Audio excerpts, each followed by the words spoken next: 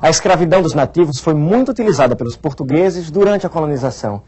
Em uma região como a Amazônia, repleta de rios e florestas, os índios eram considerados como a melhor alternativa para se explorar as riquezas da terra.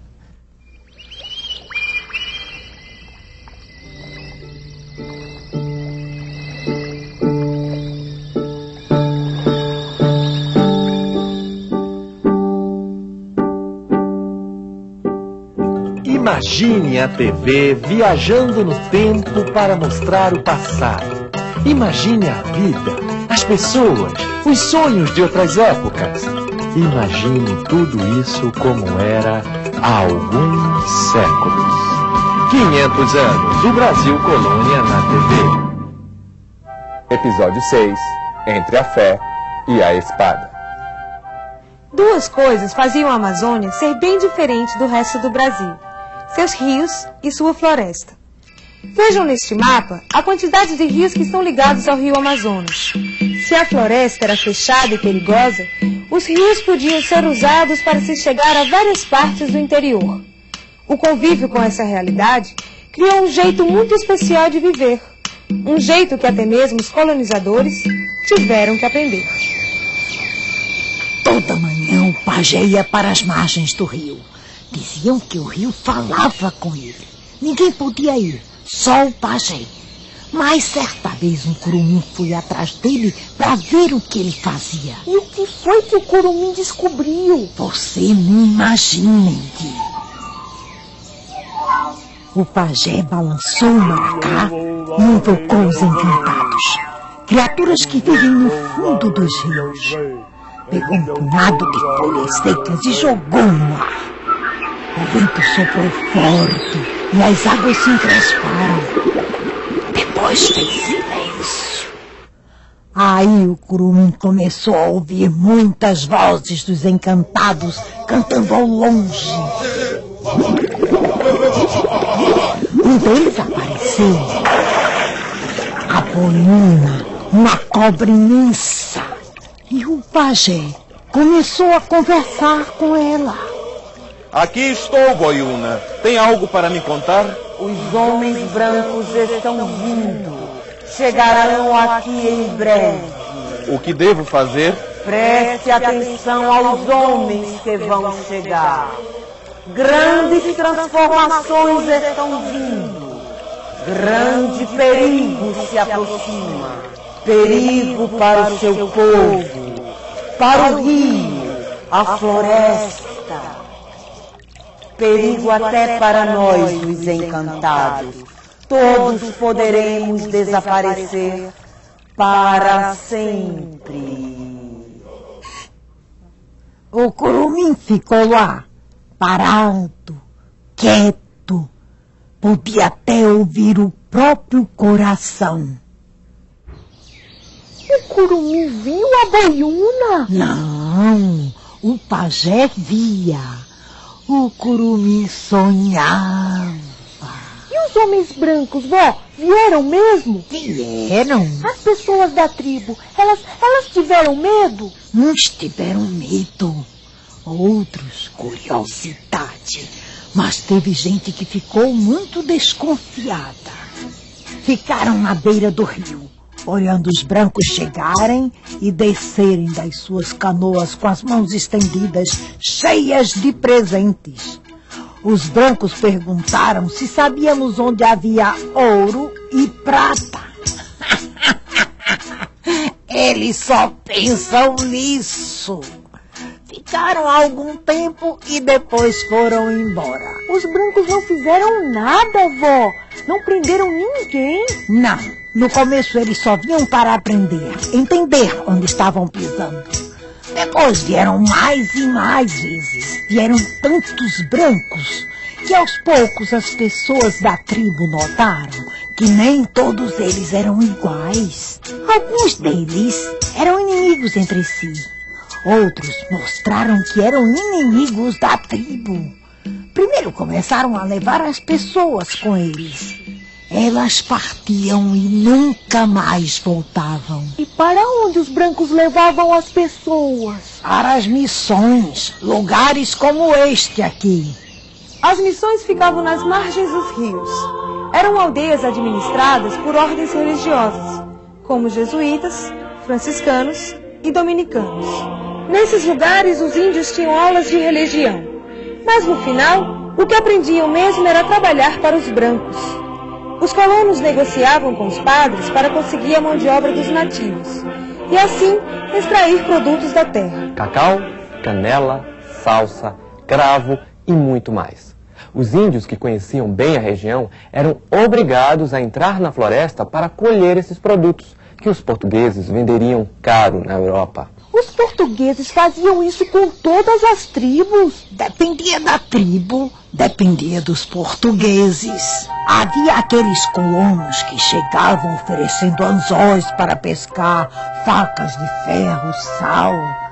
Os nativos foram se acostumando com aquilo tudo, até porque eram coisas que facilitavam a vida. E ficou assim. Eles traziam coisas de homem branco e as tribos davam coisas da floresta para eles. Ah, pelo menos ninguém morria. Morria sim, Andy.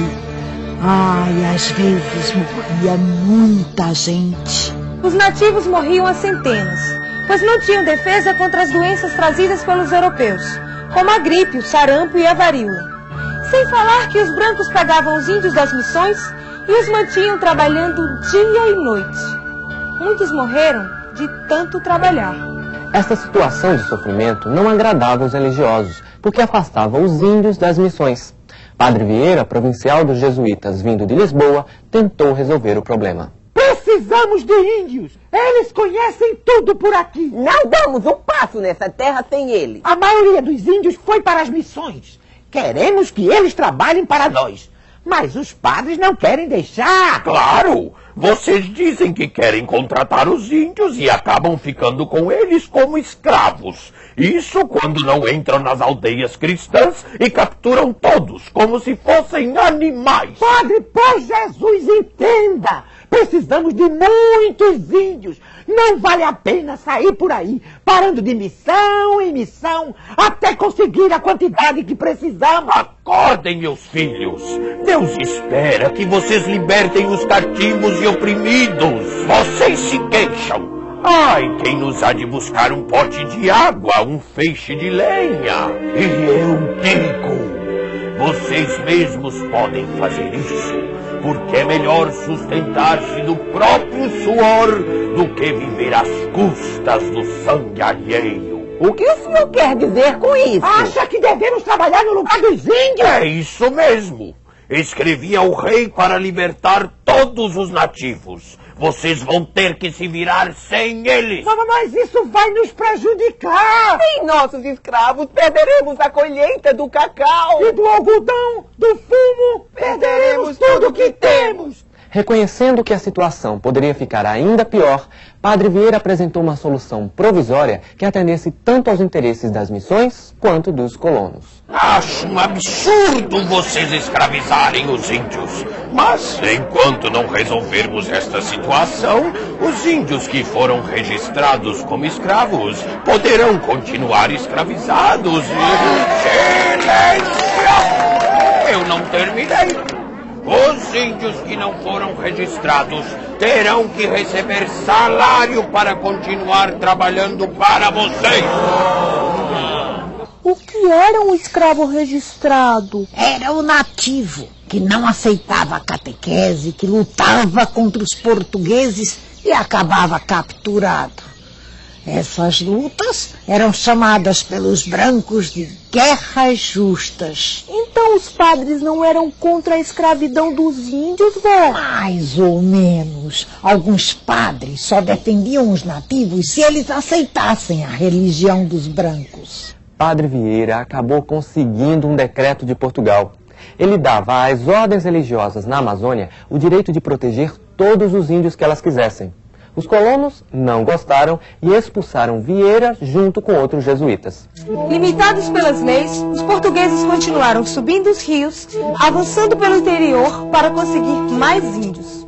Encontraram outras tribos e a escravização continuou. Esse deslocamento de nativos do interior para as vilas e plantações dos brancos era chamado de descimento. E ninguém fazia nada para impedir? Claro que sim. Os Manaus, por exemplo. Esse povo conseguiu reunir várias tribos da região do Rio Negro. Eles pretendiam resistir ao avanço dos portugueses. Durante 4 anos, os Manaus conseguiram dificultar a navegação de barcos portugueses nas águas do Rio Negro. Porém, o governador do Grão-Pará ficou uma fera e organizou uma grande expedição. O líder dos Manaus se chamava Ajuricaba. Houve luta e Ajuricaba foi preso. Os portugueses o acorrentaram e o levaram de barco até Belém. Contam que, quando o guerreiro viu a cidade, levantou-se da canoa e atirou-se nas águas, desaparecendo para sempre. Há quem diga que até hoje ele mora com os encantados no fundo do rio. Então os Manaus perderam a luta. Não, desta vez não.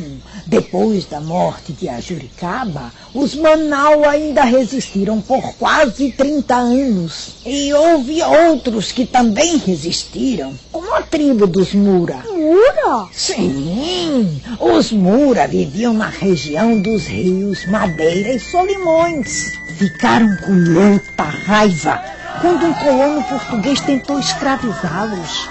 Destruíram a missão que havia na boca do rio Madeira e passaram a combater os portugueses do jeito que podiam. O que foi, José? O que aconteceu com você? Os Mura, estávamos indo para as minas de ouro de Mato Grosso e eles nos atacaram. E sabe da maior? Os índios que estavam conosco nos abandonaram e se juntaram aos Mura. Traidores! Melhor mandar logo uma expedição acabar com eles, como fizeram com os Manaus. Os portugueses bem que tentaram, mas não era fácil acabar com os Mura. Morreu tanta gente, mas os Mura continuaram resistindo por muitos e muitos anos. Por que nosso povo tem que sofrer tanto nas mãos dos brancos? Contam que um dia, no começo dos tempos, Deus enviou um de seus profetas barbudos para a terra. Trazia 2 espadas, uma de madeira e outra de ferro. O profeta pediu ao pai de nosso povo que escolhesse uma delas. Ele escolheu a espada de madeira, pois a madeira é nossa amiga e faz parte da nossa vida. Mas o pai do homem branco, que não conhecia a floresta, escolheu a espada de ferro, que corta a madeira. É por isso que temos perdido tantas lutas, pois a espada de madeira não é tão forte quanto a espada de ferro. Ainda bem que sabemos qual é a fraqueza da gente. Fica mais fácil de consertar. Basta a gente aprender a fazer espadas de ferro e tudo vai ficar bem. Não é, vó? É, meu filho.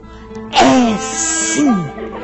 Tudo vai ficar bem. Entendi. Hora da aula. Já vai, Padre João.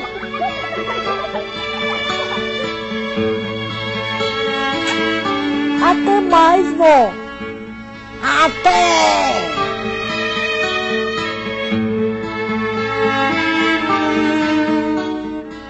Desde a viagem de Cabral, que os portugueses esperavam encontrar muitas riquezas no território brasileiro. No próximo episódio, veja como a descoberta do ouro no interior do Brasil começou a mudar a face da colônia e as suas relações com Portugal.